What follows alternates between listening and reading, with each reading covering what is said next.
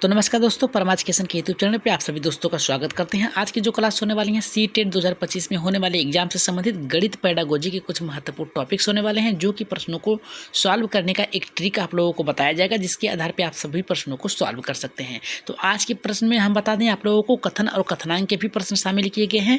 जितने भी नॉर्मल प्रश्न आप लोगों को दिखेंगे पहले, फिर इसके बाद आपको हार्ड प्रश्न भी देखने को मिलेंगे। तो सभी प्रश्न करने के लिए तैयार रहिए और सभी लोग याद रखिएगा, प्रश्नों की संख्या यहाँ पे 15 है, जिसमें से टारगेट आप लोगों का 10 प्रश्न है। अगर आज की क्लास से आप लोग अगर गणित के पेडागोजी के 15 में से 10 प्रश्न कर लेते हैं, समझिए आपकी तैयारी बहुत ही उच्च तरीके से हो रही है। और ईमानदारी से वही लोग आज क्लास यहाँ पे प्रश्नों को सॉल्व करेंगे जो एग्जाम में पास होना चाहते हैं। तो शुरू करते हैं आज के पहले प्रश्न से। आगे बढ़ने से पहले बता दें कि सब्सक्राइब कर लीजिएगा चैनल को। सब्सक्राइब करने के साथ साथ शेयर कर दीजिएगा अपने अपने ग्रुपों में, और शेयर करके एक बार टेलीग्राम चैनल को ज्वाइन करके वहाँ से PDF प्राप्त कर सकते हैं परमा एजुकेशन के नाम से। डिस्क्रिप्शन लिंक में दिया गया है आपको टेलीग्राम चैनल का लिंक। यहाँ पे शुरू करते हैं आज के पहले प्रश्न से।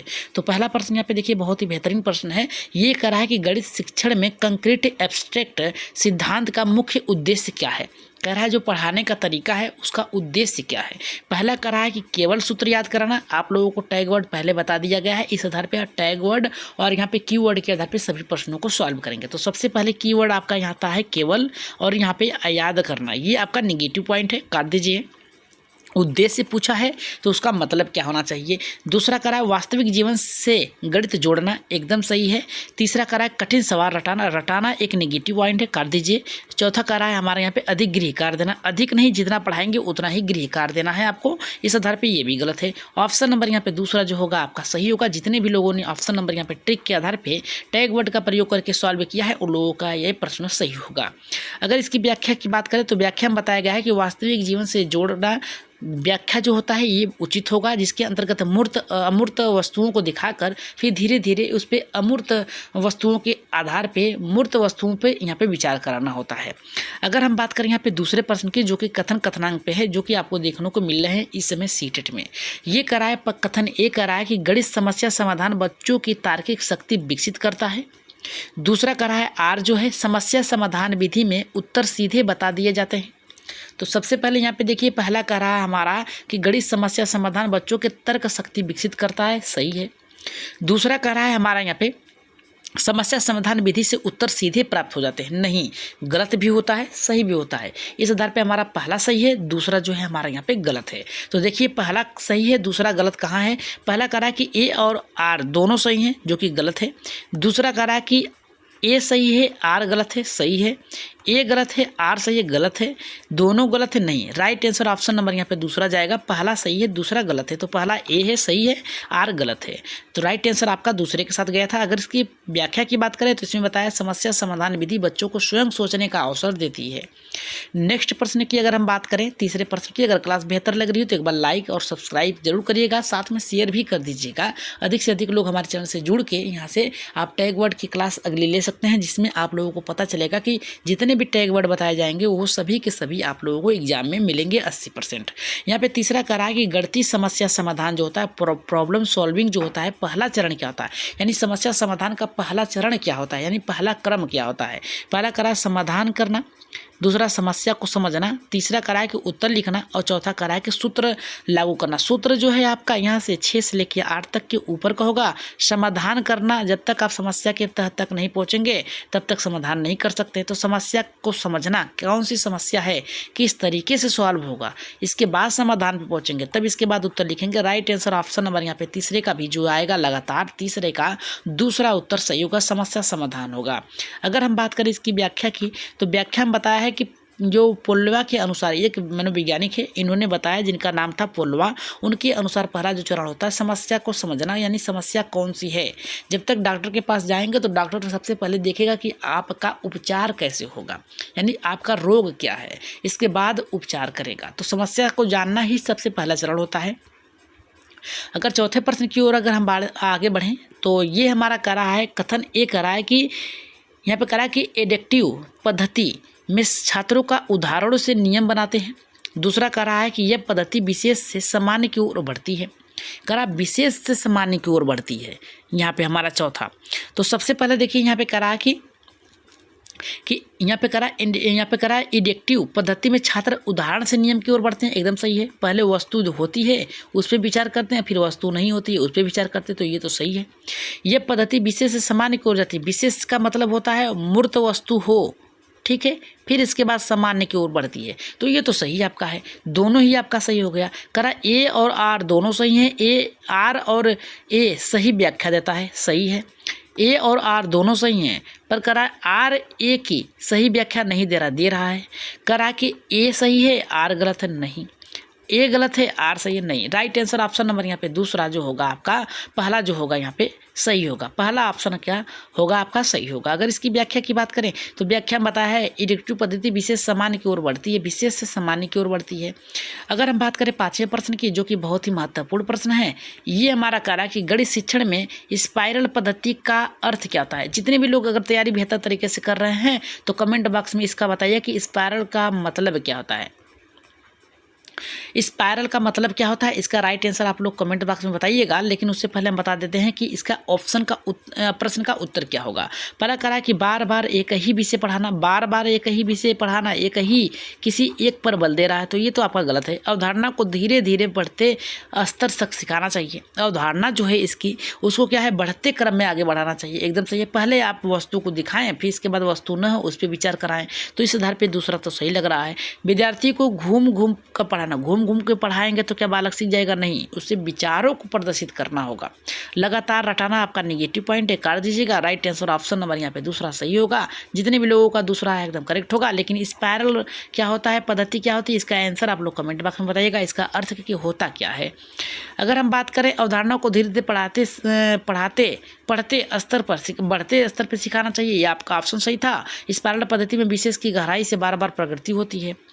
आगे बढ़ते हैं यहाँ पे 6ठे प्रश्न पे, जो कि कथन कथनांक का प्रश्न है। इसमें कह रहा है कि त्रुटि विश्लेषण जो होती है, इरर एनालिसिस जो होता है, बच्चों की सोच की प्रक्रिया को समझने में सहायक होती है, सही है।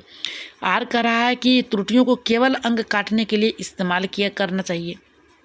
केवल शब्द लगा दिया है, तो ये इतना याद रखिएगा कि ये गलत है। केवल शब्द जहाँ लगा जाए नेगेटिव है।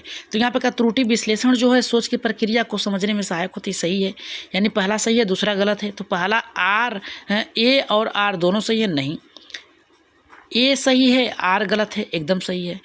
आर ए गलत है आर सही है, गलत है, दोनों गलत है, नहीं। राइट आंसर ऑप्शन नंबर यहाँ पे दूसरा जो होगा एकदम करेक्ट होगा। जितने भी लोगों का आया है एकदम सही होगा।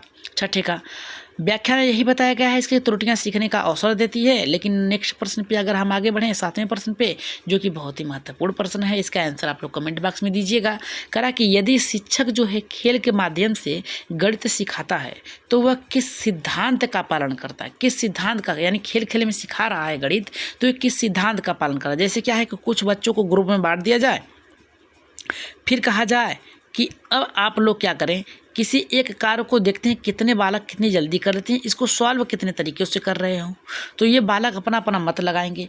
अगर कह रहे हैं खेल में सीखो, तो खेल में इस प्रकार से सीख लेंगे। तो अमूर्तता का सिद्धांत हो गया, आनंद का सिद्धांत हो गया, परिणाम का नियम हो गया, प्रत्यक्ष अनुभव का नियम हो गया। तो राइट आंसर 7वें का किसके साथ जाएगा, 7वें का देखिए यहाँ पे 7वें का बोला है। 7वें का इसका आंसर आप लोग कहाँ देंगे, कमेंट बॉक्स में देंगे और बताइएगा कि इसका आंसर क्या होगा।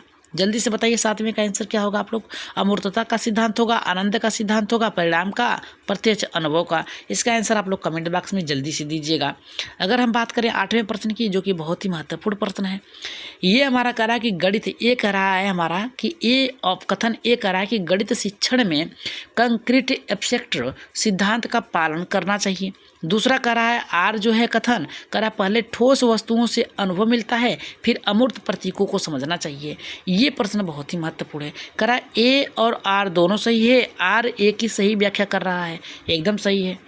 कह रहा है ए और आर दोनों सही हैं, आर ए की नहीं, आर ए की व्याख्या गलत नहीं है, याद रखिएगा।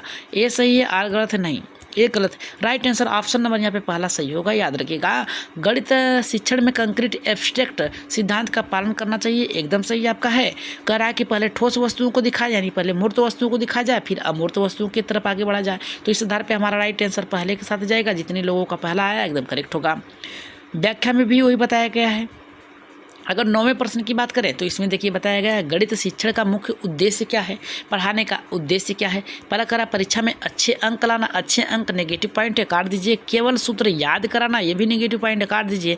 तार्किक सोच, समस्या समाधान, सृजनात्मक का विकसित करना, एकदम राइट आंसर ऑप्शन नंबर यहाँ पे तीसरा सही होगा। रटने की पद्धति डालना, ये तो ऑप्शन आपका नेगेटिव है काट दीजिएगा। 3 नेगेटिव मिल गए हैं आपको, याद रखिएगा 3 नेगेटिव मिल गए हैं, एक आपको पॉजिटिव मिल गया है। तो जो पॉजिटिव आया है वो आपका राइट आंसर होगा, यानी तीसरा ऑप्शन आपका क्या होगा, सही होगा। अगर हम इसकी व्याख्या की बात करें तो इसमें करा गणित जीवन कौशल से जुड़ा है, न कि केवल परीक्षाओं से, एकदम सही है भाई।